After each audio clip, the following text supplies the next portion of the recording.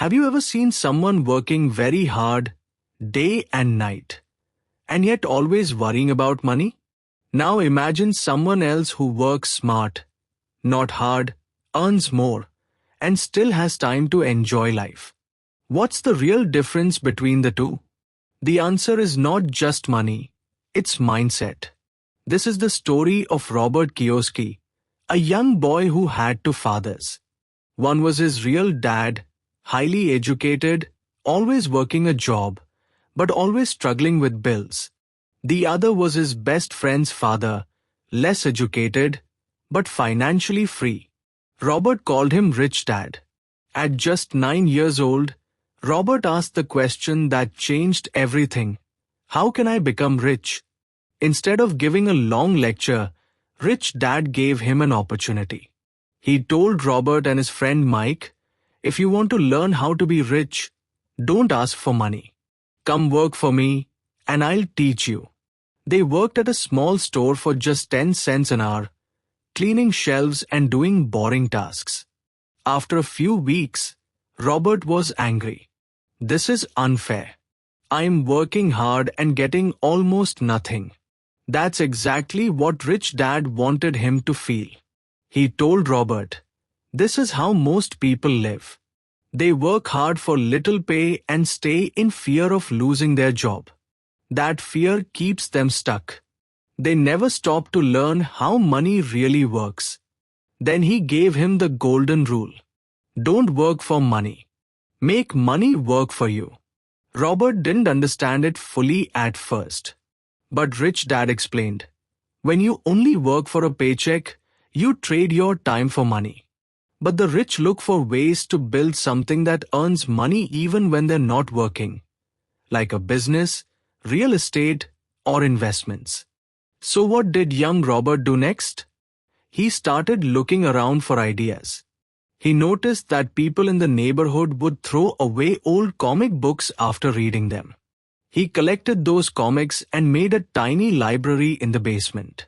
Kids could come and read as many comics as they wanted for 10 cents per visit. He paid his friend's sister to run the library, so he didn't have to be there himself. And just like that, Robert made money, even while he was at school or playing outside. That was his first lesson in making money work for him. So, now let's stop and think. What can you learn from this story? How can a kid, or anyone starting from zero, begin building a rich mindset? Here are some simple, powerful practices that you can start today. 1. Learn the difference between working and learning. Instead of always asking, how much will I earn? Ask, what will I learn from this? If a part-time job or task teaches you about business, sales, or money, it might be more valuable than a job that just pays well. 2. Start small, but start now. Like Robert's comic book library, think of simple ideas. Can you sell something online? Help others with a skill? Start a savings jar? Even tiny actions train your brain to think like an owner, not just a worker. 3. Create instead of just consume.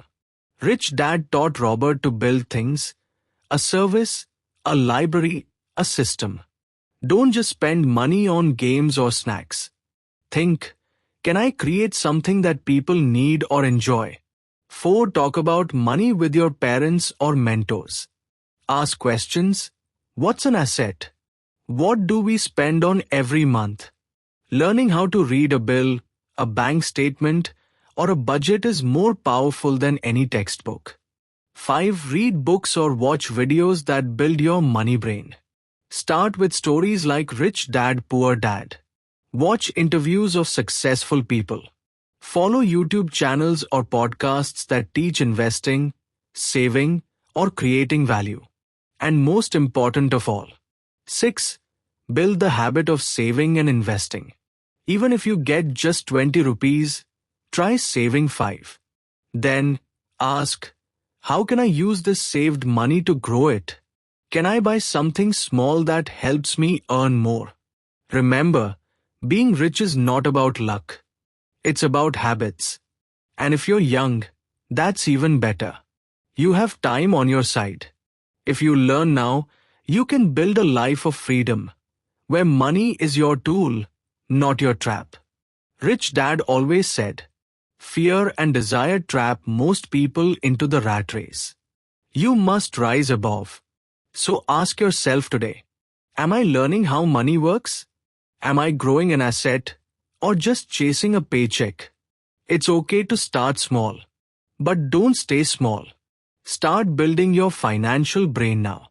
Thank you for listening to this special episode of the podcast. I'm your host, Jeevan Verma.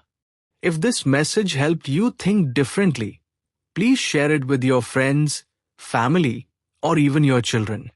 Let's grow this tree of knowledge together. And always remember, don't work for money. Make money work for you. See you in the next episode. Chapter 2. Have you ever heard someone say, if I could just earn a little more, I'd be okay? But somehow, no matter how much they earn, the money still disappears? That's because earning more doesn't always mean growing wealth. If you don't understand money, even a high income can slip away fast. This is what Robert's rich dad taught him early. It's not how much money you make. It's how much money you keep and grow. That's why financial education is more important than a high-paying job. Let's go back to Robert's story. As a teenager, Robert saw how his poor dad spent money on big things to look successful. A house with high payments, a nice car, gadgets, and expensive furniture. But every month, he stressed over bills. Meanwhile, rich dad didn't buy fancy things. He focused on buying assets, things that put money in his pocket every month, like rental properties and businesses. Only after his assets paid him regularly did he buy luxuries. One day, Robert asked, "Why don't schools teach us about money?" Rich Dad replied, "Because schools were designed to prepare people to become good employees, not to become wealthy. They teach how to read and write, but not how to manage money. That's why most people, even doctors or lawyers, work hard but still worry about money." That made Robert realize, if you want to be free, you have to take control of your financial education. Now let's talk about you. You might be young or just starting your journey. You may not have much money now, but you can still begin to grow your money mind. Here are some practices to help you become financially smart. 1. Track where your money goes. Start a small notebook or use an app. Write down what you earn and what you spend. You'll be surprised how often money disappears on small, useless things. Awareness is the first step to control. 2. Understand assets versus liabilities. An asset puts money in your pocket, like rent from a room, income from a side hustle, or profits from a small business. A liability takes money out, like car loans, new phones on EMI, or expensive clothes you rarely wear. 3. Start building your asset column.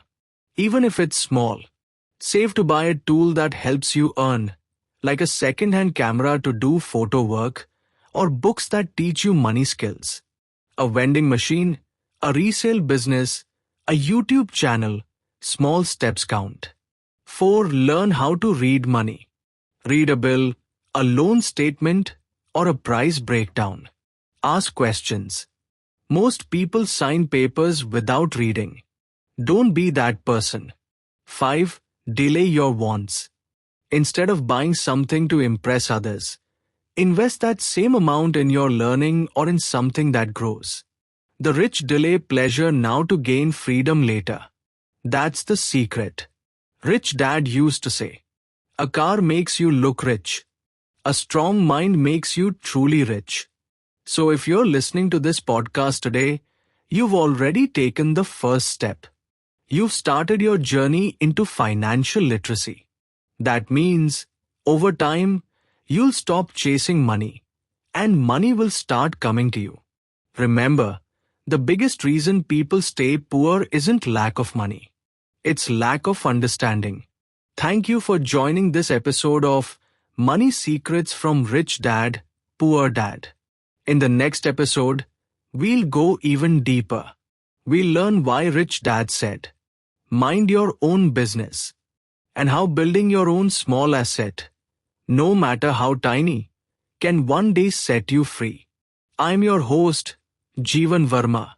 If this episode gave you something to think about, please share it with someone you care about. Let's help more people grow their financial mind. Until next time, keep learning, keep growing, and remember, you are the CEO of your future.